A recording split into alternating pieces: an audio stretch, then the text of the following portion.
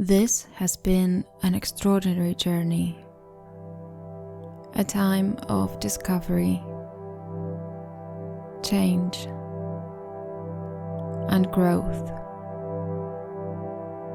My name is Iris Athanasiadi.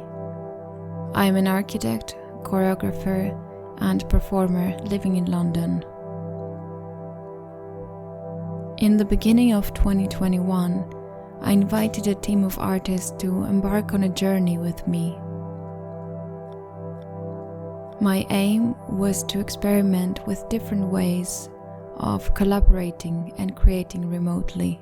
My medium is sound, light, and technology, and my role in the project was a programmer, interactivity designer, and sound designer. I'm the set designer for this project, and I'm taking charge of developing the structure of the installation.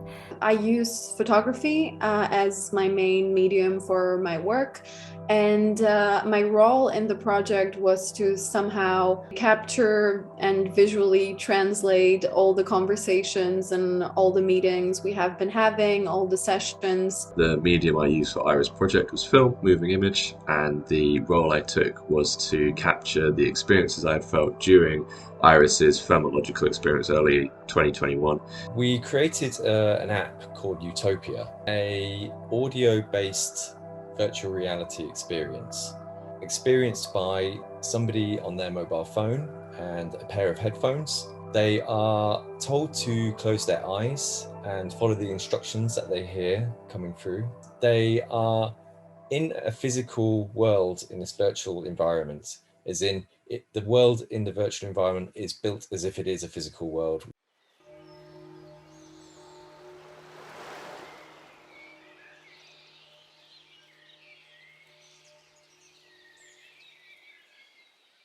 For this project, my inspiration actually comes from Iris' body movement workshop, which developing the relationship between body and space. I've created a lot of visual installations based on that, and I also draw a lot of sketches right after her workshop to do documentations of my feelings and thoughts.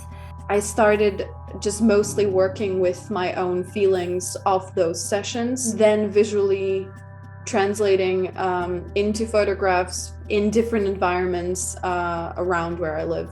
I felt like I could almost really let myself go in this process, which is always very refreshing and very scary. To be honest, I was really afraid during and before some of my photo shoots, because I sincerely really had no idea what kind of material I was going to leave that photo shoot with. Physically and emotionally, the projects had a pretty big effect on me.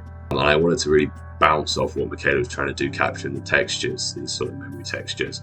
And I wanted to capture movement. I was able to create a vortex type effect, which I'd previously done with sort of just stock images and stock colors, and using the organic movement and motion and the fluidity of the water clip with then this programmed motion of the slit scan effect, something very man-made. I felt it was a nice balance actually between something which looked, unnatural, but also it had that element of organic movement. Normally my process focus more on visual elements, but with Iris, she can provide more ideas from the choreographer perspective. So she focus more on body movement and senses. So when our ideas combines together, it just matches so well.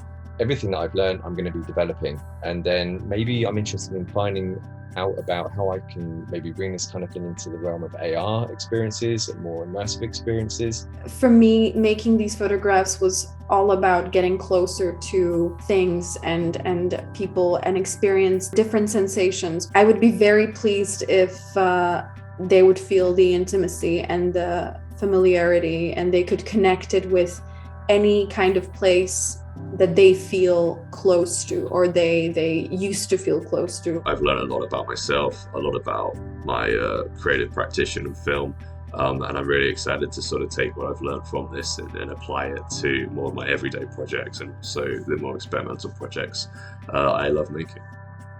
The research process has been transformational for my artistic practice. Together with my team, we pushed the boundaries of existing methods and formats and learned so much from each other. This opportunity allowed us to take risks and do things differently, especially at a time when the arts were the hardest hit. Arts Council England's DYCP grant offered me the time and means to continue to work as an artist and reimagine live performative experiences in the post-COVID world. I am excited for what the future holds.